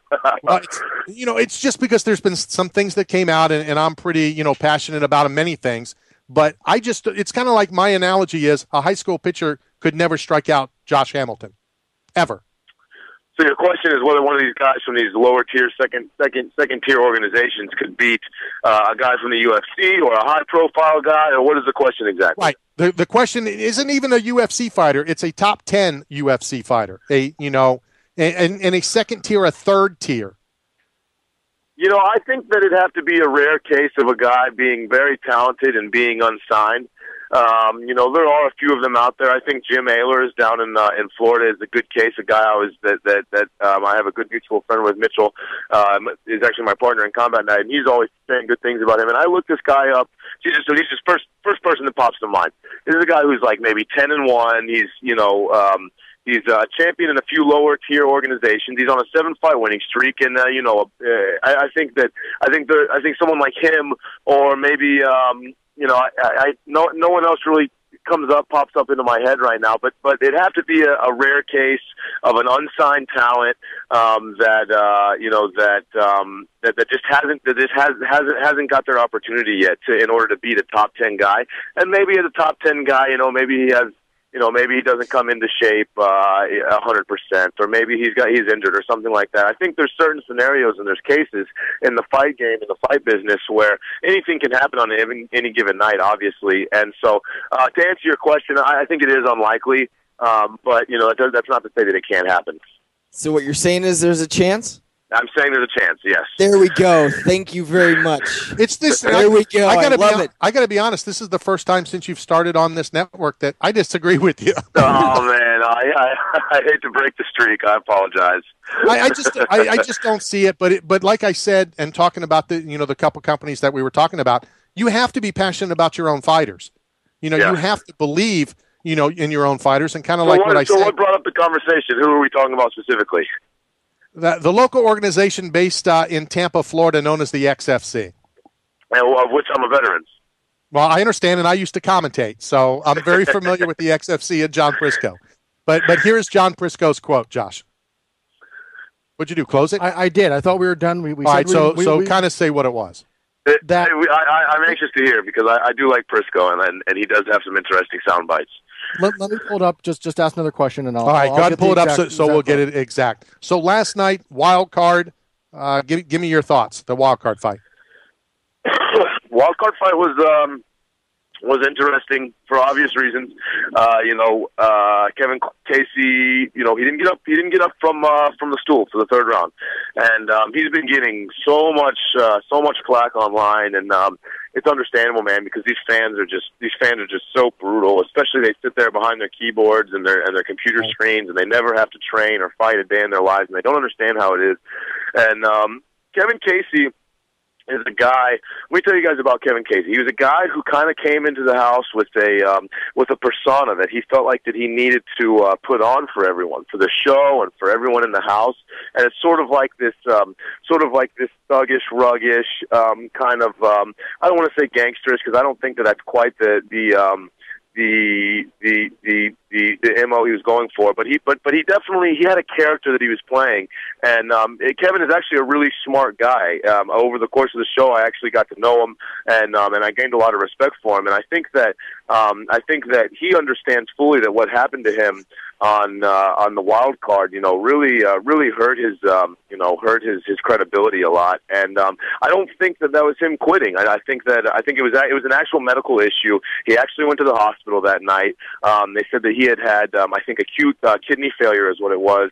They took his blood test and all these things, and I guess there was a scenario earlier in his career where the same thing had happened with Matt Lindland when he fought Matt Lindland, where he had some kidney failure or renal failure or whatever it was, and so I think this is a medical condition that he's been dealing with for years, and it happened to pop up at an inopportune time for him, especially with cutting weight. This was his third time cutting weight in about maybe 3 or 4 weeks, making 185. So, they're eating him alive on the blogs and the forums, and it may be a little bit undeserved. Well, and as you said, the keyboard warriors, will continue to do that as they can hide behind. How long? Yeah. How long do you think they'll stay on that, or quickly until they'll move on to the next guy? The keyboard warriors. I don't know, man. It seems like they never run out of info. I'm getting it pretty bad after last night too. Guys saying that I'm ducking and dodging Uriah on the show, and I even explained it in the testimonial and sort of the confessional that I had on the show, and they played some of it. And then it's my job. As soon as I get into that house, it's my job to get into the finals. And the fact of the matter is that there's tougher fights and there's not so tougher fights. And there's fights that are dangerous and there's fights that are not so dangerous. There's fights that you're going to take a lot of damage in, and there's fights that you're not going to take a lot of damage in. And Uriah, no matter what, is a fight that you're going to take a lot of damage in, and that's a fight that I wanted in the finals. That's not a fight that I wanted in the semifinals. It's not a fight that I wanted in the quarterfinals. It's a fight that I wanted after I went home, got to rest for 2 or 3 months, got my body right, and take on this guy who's obviously a great athlete, a great striker. I don't think his grappling is very good. But the fight that I wanted from the very beginning was Jimmy, sort of more for personal reasons, actually. It was just, he rubbed me the wrong way at first. We're actually friends now. Obviously we end up fighting and we're friends and we keep in contact now. But when I first got there, we just kind of got on each other's bad side. And I just wanted to fight him. I just wanted to fight him from day one, you know. So when we got the opportunity to tell Dana who we wanted, I'm not going to go in there and say anybody else except for the guy that I wanted from day one, you know. So that was, you know, like we're talking about keyboard warriors, as we call them, and all these guys who don't fight and this and that. I mean, most of these guys don't know what it's like to be an MMA fighter in general. Most MMA fighters in general don't know what it's like to live in this house with 13 other MMA fighters in this tournament where you fight 2, 3, 4 times in 6 weeks. I mean, it's crazy, man. It's freaking crazy, the situation that they put us in. So, you know, I don't feel like I had any defending to do, but just explaining things from my point of view. That's kind of how where I was coming from. You know, when we were doing fight picks. Well, you know what, Josh, it's interesting because, you know, I've talked to a lot of fans. We've seen a lot of fans on the underground, and they always talk about that the guys go into this house not prepared, not thinking long-term. You know, they're going in there having a party, going and doing this. And here, you know, like you're saying, you know, you're thinking long-term. You're thinking, like Roy Nelson said, get to the finals. That's your job. You know, you can't have it both ways. Either go in there to party, you know, and support the guys that do that, or get off the guys who are thinking long-term. Yeah. Yeah, it's absolutely one or the other. Either you got to be focused on your goal of getting to the finals, or you can walk around with this machismo attitude and say, I'm the biggest, baddest dude in here. It's MMA. Anyone can win or lose on any given day, as we just started this conversation out with, you know, when I first got on the line. Anyone, you know, no matter how good or bad the fighter, when we're all in relatively the same skill, you know, we're all somewhat around the same level, you know. So obviously some guys are better grapplers, some guys are better strikers, some guys are better athletes, etc. But anything can happen. And everyone knows that by this point, you know. So to say that, hey, I want to be the ultimate, I want to be able to beat up everybody and yada yada yada, you know, that day may come sooner or later. But when you're in this house and you don't have time to rest your injuries, you don't have time to game plan or go through training camps or anything that you otherwise would, you know, when we're in the sport normally.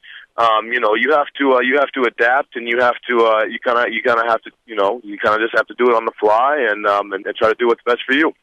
We are talking to Josh Saman, Ultimate Fighter, and I need to remember that it's 9 o'clock, not 10 o'clock. It's 9 o'clock on FX on Tuesday. Every Tuesday. You know, but you know, staying on that subject just for a second, how many times have we seen in the 47 seasons that they've had where the coach goes with their number 1 pick or their number 2 pick and said, I don't want you to have that guy yet. It's not a good matchup for the time. We're going to do this, and it's always a different guy, which is better for that fighter to move on. Yeah, and I think really the you know, really the to go back on that, it's I mean Uriah had the choice of who he wanted in his first fight pick. If he wanted to take out the biggest, baddest, you know, toughest guy on Team Jones, he should have chose Bubba or I, straight off rip. And he chose the guy with the least amount of fights in the whole freaking house. You know, so, I mean, people seem to kind of forget about that. He chose Adam Stella. You know, Adam is a good friend of mine, and I think he's going to be a great UFC fighter. But at the time, he's coming into the house, I think he was like 3-0, 4-0. And he had fought, you know, guys with like, you know, 500 records or losing records, you know. And so you had Uriah, who had fought Chris Weidman, had fought, you know, Falopu, had you know, is a former middleweight champion in, you know, whatever the promotion is up in the Northeast, the Ring of Fire, I think it was. Just, you know, he had all these accolades and undefeated kickboxing record and all this stuff, and he chose Adam Stella, you know. So I don't think anybody is, I don't think anyone is, you know, is free from the, is kind of immune to the, let's do what's best for me at a certain moment. You know, I think Uriah kind of let his emotions get the best of him, and when he went in there, he asked for me, and, you know, that's a fight that you guys may or may not see in the future, but, you know, at the time, that's not a fight that I was interested in. I wanted Jimmy from day one, so that's what I asked for. Before we go to Sean and let him read you the exact quote, wherever we are in filming 5 weeks, 6 weeks in, still having a good time, or are you starting to look forward to getting out? Oh man, it was like there were certain times where we were looking forward to getting out, and it does get monotonous. I think I did a pretty good job of staying focused throughout the course of the show. You know, when you're in the day-to-day life, it's kind of hard to be in the moment and really have a good grasp on what it is you're doing. You have to sit there and kind of think about it and focus on, holy shit, I'm in the Ultimate Fighter. All this is going to be televised in a few months. This is my dream. I need to stay focused. But there are momentary lapses where you're like, holy shit, I just want to go home. It's just it's the isolation is. The isolation gets to everybody. We're not just talking about no phone and letter and contact with your family. You're talking about no TV, no internet, no music. You can't even hear a song. You're going 6.5 weeks without any radio, without anything. You're with these guys who, luckily, a lot of them I became, good friends with. We had a good group of people. It definitely could have been a lot worse. But even in our situation, absolutely, there was times where I wanted to be home. What's the over/under on the first Tough Baby? Say it one more time. What's the over/under on the first Tough Baby on the next season of The Ultimate Fighter? First Tough Baby, oh man, I don't know. I got a few guys trying out. If they make it in, then it'll be chances are likely. That's pretty good. All right, Sean, give me the quote. All right, the quote is, I don't give a shit if you fought for the UFC workforce. You need to beat my guys, and my guys are effing animals. I could care less if you had a UFC contract in the past. That's the UFC's problem. My guys are now your problem. Oh man. I'm not going to comment too much on that. All right, so then we'll move on. I'm not going to comment too much on that. John Frisco's my boy, and he certainly does a good job promoting his guys, and I want him to keep doing that for sure. Well, and I kind of said that, and people in the Tampa Bay area know where I stand, blah blah blah blah. But don't you want an owner? Don't you want a Mark Cuban? Don't you want a guy that's going to stick his neck out for you? He's going to say whatever he needs to say and support his guys. So I don't blame him for that. My only thing is I think he believes it. I think he does too. So okay, that's I don't know. Who knows? But yeah, John Frisco's a friend of mine, and they treated me great. I love fighting for the XFC, but I'm in the UFC now, so those are the bosses now. Where are we in filming? How far into the filming, days-wise? We're really far into filming. We're the prelims took up the majority of filming. The prelims took up we were there 6.5 weeks. Prelims took up about 4 weeks. We had a few days off. We went straight into the quarterfinals, and we're about 4.5 weeks. The semifinals are on the very last day that we're there. The semifinalists fought. We went home, packed all our stuff, went to the hotel, and flew back the next day. Well, there you have it. Another week down of The Ultimate Fighter with Josh Saman. Looking forward to the future, and we'll sit back and wait and see what happens next week. Hell yeah, I'll be excuse me. I'll be on Twitter. I'll be on Facebook. If you guys want to come and show your support, just follow me on there. And thank you guys for having me. I appreciate it. I'm still waiting for your mailing address so I can send you those Maui Jim sunglasses. Text me when we get off the show. I'll send it to you. I'll do it. All right, thanks, Josh. All right, guys. Thanks again. Josh Saman, everybody, Ultimate Fighter. I'm intrigued. What's going to happen? Where are we? What I'm saying? Very interested to see what happens next week. And don't forget, post it, share it, sell it. It's going to be a saying that we're going to start hearing a lot here on Knockout Radio. And I'd really like you guys to go out and follow on Twitter. It's I Support Small Biz. So go ahead and give them a follow, as well as, I'm going to butcher this, AK_49_Nick. Is that better than trying to say his last name? What, Karchia? There you go. Nick, we're going to hook you up with tickets for Bellator for next week. Happy birthday. Happy birthday. You guys got to sing. Absolutely not. All right. So we're going to have our UFC rankings update. Feel free. So our friend in Canada, did you have a chance to speak to him? It's funny because I went to our good friend Showdown Joe, and I kind of brought it up. This is Mike Johnston's boss, correct? Is that not true? It's Mike Johnston. Yeah, I don't know where. Mike Johnston is the head guy. No, is the person I'm talking about. Right. So Joe would be, I would say, the boss of all on-air talent for his show. Okay. He's the guy, just like you. Okay. And it's his show. And I went to Showdown Joe, and I go, Sean kind of told me about this. One of your guys has Hector Lombard ranked #1. He goes, no, he doesn't. I go, no, he does. Yes, he goes, who is it? I go, I don't remember, but it is. So then I texted or tweeted or whatever I did you, and It's one of his guys. Where does he have him now? Hector Lombard is currently ranked 8th after the last loss. All right, he is not Hector Lombard's not in the top 10 of the overall rankings. But what did surprise me, and he does get points in my book, GSP dropped in the pound-for-pound rankings. He went down one spot, and Anderson now holds the number 1 spot. Oh, he had GSP number 1. GSP number 1. That's a great Canadian. Johnny Hendricks moved up 4 spots to the number 1 spot. On his poll. On his poll. So he had him 4th? He had him 5th. Yeah, he had him 5th. All right. Hey, it's everybody's opinion. Yep. Hendricks 1, Condit 2, Maya 3, McDonald 4, Diaz 5. I don't know about Maya that high. Where do I have Maya? Like 5 or 6, I think. I don't know, because Mike Johnson is 1 spot above you. I'll pull you up. I do look like a buffoon. You have Damian Maya 5. Okay. I do look like a buffoon, like I lowered GSP. I was going to... Now, I did it... I've never had GSP 3. Or at least since maybe the first one. I don't think I ever had him, because I've always had Henderson 3. Obviously not. Well, it didn't... it's like you have to put it in there, and then you have to, save and click. And you know me and computers. So I just moved to the next one, and that's what happened. You moved up Henan Barral 1 spot? Well, no, I didn't do that. You mean on the pound for pound? Yeah, on the pound for pound. I might have. I don't know. I don't know. Okay. I'm just trying to say on the GSP, I've had Henderson above GSP. Okay. So it's not that I just did it, even though I just did, but I thought I did it the time before, and the time before, and the time before, and the time before. I almost put Ronda Rousey in the top 10. Did you? I almost did. Take out Pettis? But I couldn't, because you're thinking pound for pound. You're thinking, and I'm looking at... I mean, pound for pound, who's going to beat her? But I'm also looking at Pettis, who Pettis has fought, Ronda, who Ronda's fought. I look at all that stuff. All right, real quick, and we do have Tony Fricklin right around the corner, but another big event this weekend in Atlantic City. I will not be able to make it. I thought about going. It's going to be a great card. The head guy, Ray Sefo. Ray, how are you, sir? I'm good, thank you. How are you? I appreciate your time on such short notice. I just kind of wanted to talk a little bit about the whole card. I think everybody's talking Johnson, Andre Arlovsky, but there's a lot of great fighters on this card.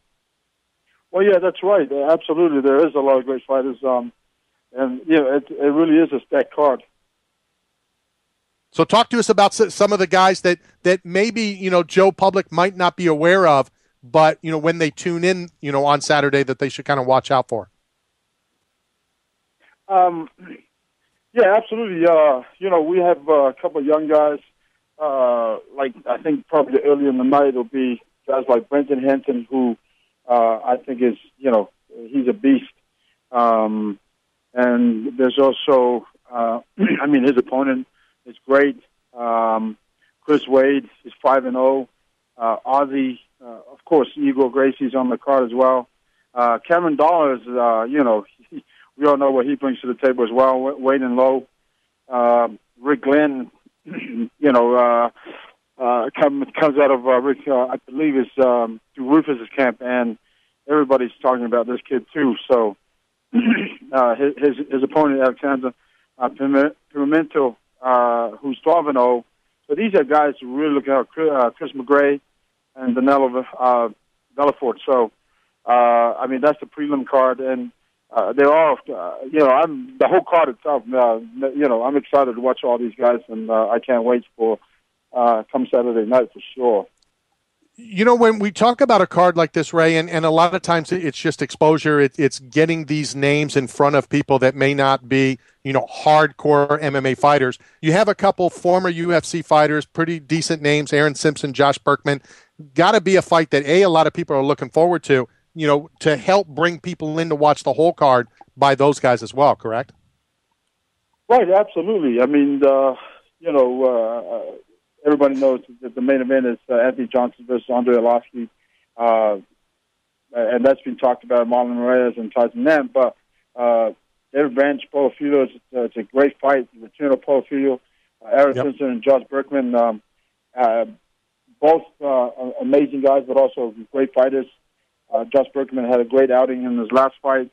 And then you have a young kid by the name of Justin Cagey, who's 7-0, who will be facing J.C. Cavalcanti. And J.C., he's a monster himself. But that being said, Justin he's young, he's hungry, and all its fights and finishes and as either a submission or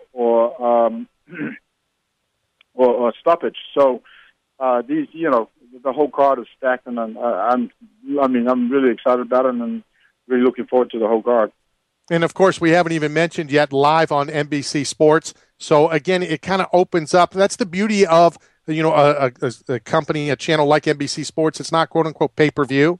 So Joe Public that may not be familiar with it, all they got to do is change their TV channel to be able to watch it. Yeah, absolutely right. It is live on Sports NBC Sports Network, and you said it so yourself. The great thing about it is that a casual fan or even somebody that's never seen mixed martial arts, all they have to do is tune in and enjoy a show at that level. So, and again, we're very thankful to NBC Sports for believing in what we do and for believing in our fighters and the show. So, again, it's exciting times for Wizards of Fighting, and again, we look forward to just keep producing entertaining fights and fights that make sense and fights that are fan favorites and that fans would enjoy. Ray, I don't want to go over a lot of stuff that you addressed in the press conference and at the weigh-ins and all that kind of stuff, but can you just briefly touch on, this is, your second event, you're going slow and doing it properly. Can you talk about the expansion, what's next for you guys, as well as, the title fights? Yes. The next show after here is obviously June. And again, for us, it's just a matter of putting on entertaining fights and keep challenging ourselves. But the bout system, I'm definitely looking to do it either the third or the fourth show. So Ali Abdelaziz and myself already talked about, for example, Tyson Nam and Marlon Moraes, that could have easily been a title fight. That being said, because it's only our second event, we wanted to promote those guys a little bit more. And the winner of those two fights, 100% deserves a title shot. And so we'll probably let them sit out for one fight, and then whoever and Bill come and put the next couple of guys up, and the winner out of that will probably fight either Tyson Nam or Marlon Moraes for Wizards of Fighting title belt. We are talking to Ray Sefo, World Series of Fighting 2 this weekend, NBC Sports. Will the events be kind of moved around, the country, or are they going to pretty much go back to Vegas? Absolutely. We'll definitely move around. Right now it's Vegas, and then I believe Florida is after that. We're talking to people in Chicago. Again, I can't thank not only the fans, but also you guys, the media, but just we're getting so much love that everywhere is requesting for us to go. I mean, we're getting so much love from England and from all over the world. So obviously that's down the line, but this year for us is really a year for us to brand our brand and our guys and move around the country and then go abroad. I can't tell you how happy I am that you're coming to Florida, so it's one time I don't have to leave the state. I can stay at home and go cover the fight. So looking forward to that. Where can people get more information? Talk to us a little bit about the website. Yes, the website is WSOF.com. The Facebook is Wizards of Fighting, and also Twitter is at MMA Wizards of Fighting, or Wizards, should I say. And also you can catch me on Twitter at Sugar Ray Sefo, and of course Facebook as well. So pretty much, you can get a hold of us one way or another. You are definitely accessible. I'll tell you that much. I've been tweeting you all the time, and you come back, and so you talk to the fans, you talk to the media, and I want to thank you for that. Best of luck this weekend, and I can't wait for you and the company to come to Florida. I appreciate it. Thank you so much for having me. Thank you, sir. We will talk to Ray Sefo again, NBC Sports. That's this weekend at Revel, which is where Clay Guida fought Gray Maynard. So we're now going to reach out for Tony Fricklin. But on the line with us is our wiener, of the day. Hey, Nick. How are you, sir? I'm fine. How are you? Not Easy too with bad, the not surf too stuff. bad. That's a little Listen much. every week. I just appreciate it so much. My girlfriend jokes with me. She's starting to become a fan. And with the birthday coming up, everything, we just appreciate it. So My pleasure. Thank you for listening, and go out there and have a great time. Your name will be at Will Call, and try to get our attention so that we can say hi. Definitely, man. Like I said, again, much love. Appreciate it. Love the show. Keep it up, guys. Appreciate it. Thanks for calling. That is Nick. And all Nick had to do is he tweeted, hey, I'd really like to That's go. all you got to do. Just get involved somehow. Somehow, Ryan Bennett Memorial Chat Room, tweets, Facebook, the whole 9 yards. But one of your favorite people will be on here momentarily. I can't wait. That's a great story, a great experience. All right, so we're going to save the story. Okay, we'll save it. Well, it's just kind of silly to tell the story at 7:41 and then again at 7:44. Okay.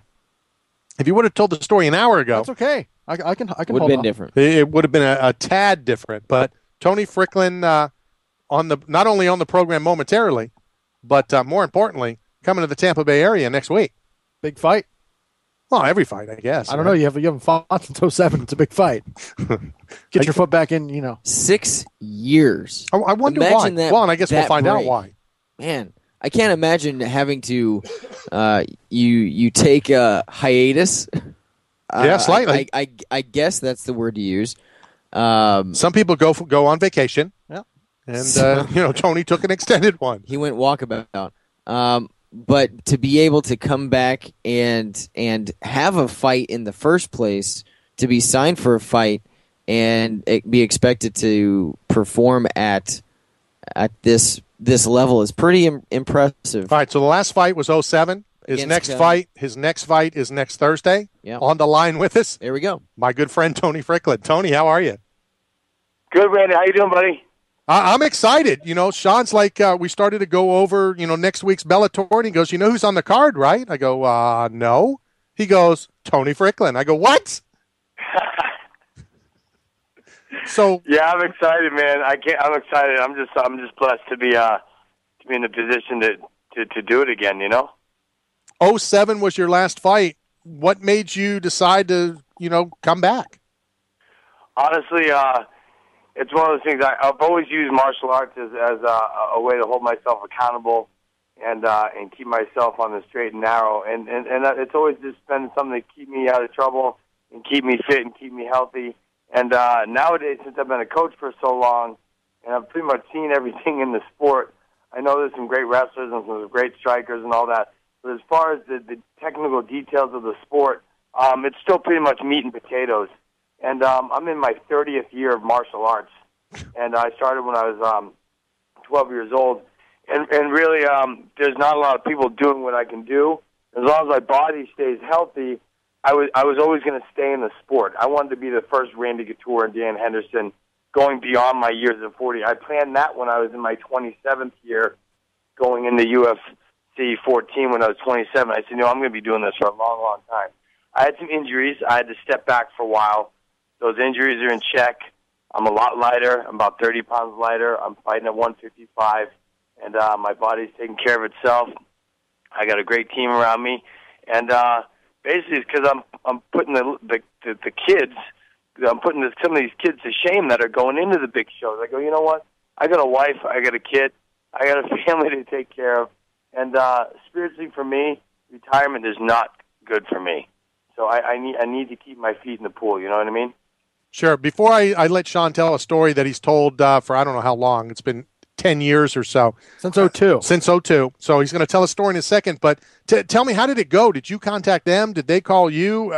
How do you get on a Bellator card after being away for 6 or 7 years? Well, here's the thing. I have a couple fighters going into Bellator. And when we're down there, I bumped into the matchmaker, and of course, it's old friendly faces that we've seen from the past. Sure. And one thing leads to another. Hey, you're staying in shape. Yeah, I am staying in shape. Well, I'm the one. I'm still the best look that these guys get. Going into their fights, and at one time, I'm like, wait a minute. If I'm still doing it now, I might as well be getting paid. You know what I mean? Right. And right. and the competition, like I said, sitting on the shelf is a drag. You know what I mean? Me getting a mountain bike and racing down hills and trying to kill myself That's all because I haven't been able to do that while I was competing before. And, you know, I did all that, went through my little midlife crisis, and it still wasn't fulfilling. So I kind of planned about, 2 years ago. I said, if I'm going to get it back, I'm going to fix my injuries, get back in the saddle, and see what happens. So I've kept, of course, technically up to par, training in the room. I've gotten rid of the freak status in the room as far as leaving it all there and not having anything left for the ring. So we fixed a lot of things. You know what camp I came from? We came from the most aggressive, dynamic camp in the world, and that was Milicic back in the day. And now the secret is training smarter, not harder. I still train very, very hard. I'm in the best shape of my life, but the thing is, I'm in one piece. And now I'm chomping at the bit because my coaches now, they hold me back. So I'm not leaving it all on the mat as far as, just tearing my body apart so I can't even get to the ring. So now it's about getting in there healthy, getting in there fresh, and taking a piece of this guy's soul when I get in there. What are your expectations? Is it just this fight and then you'll worry about it down the road, or do you kind of have a plan, mapped out? Well, I have a 3-fight deal. I'm going to take one fight at a time. Really, and that's as far as the map goes. I don't want to say 1 and done, 2 and done, 3 and done. After the third fight, we'll see what happens. Right now, we'll probably bang out all these 3 this year. I don't see why not. And seeing as it's March, I'm sure I'll get another one this year. I'm very busy. I'm traveling a lot, doing seminars. But like I said, I'm just staying in great shape. And you got to put that to use. You really have to put that to use. I hate being on the shelf. And I'm ready, man. I'm excited. Yeah, because sooner than later, you'll be, 43?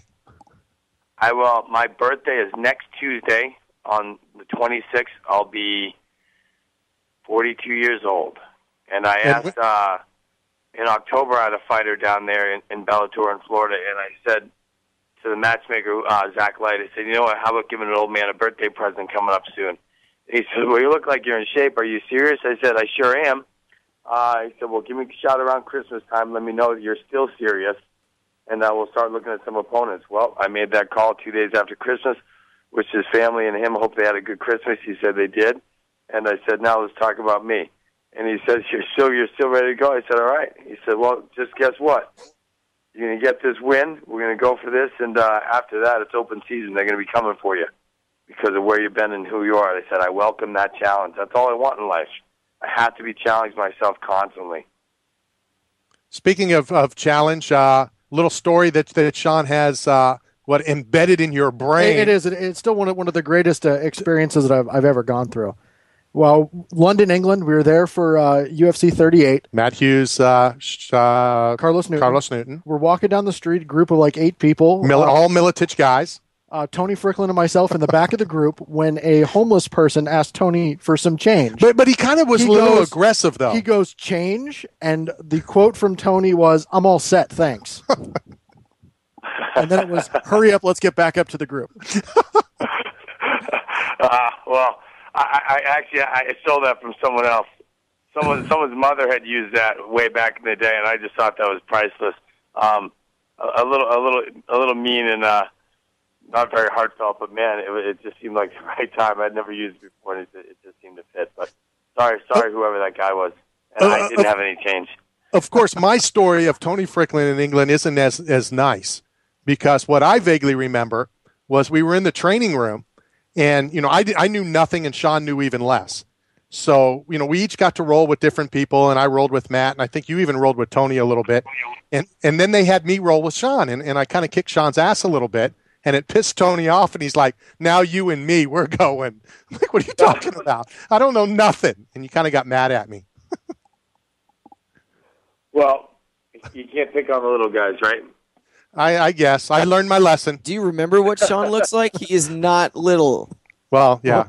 Not anymore. Any way, shape, or form. He's definitely not little. So, Tony, when do you come to town? When do we go out for your birthday? I will be there on my birthday, Tuesday morning, the 26th. And then we're just going to cruise, make weight, and I could have made weight 6 weeks ago. My diet, everything's just so dialed in, and so I'll be there. And then my coach that's helped me out, Coach Krzysztof Sosinski. I'm using the KSOS training system, and I'm in the best shape of my life. We're super confident the weight's going to come off no problem, and he'll be in Wednesday morning, and then you'll see us weighing in. But basically, my birthday present to me is going to be Thursday night.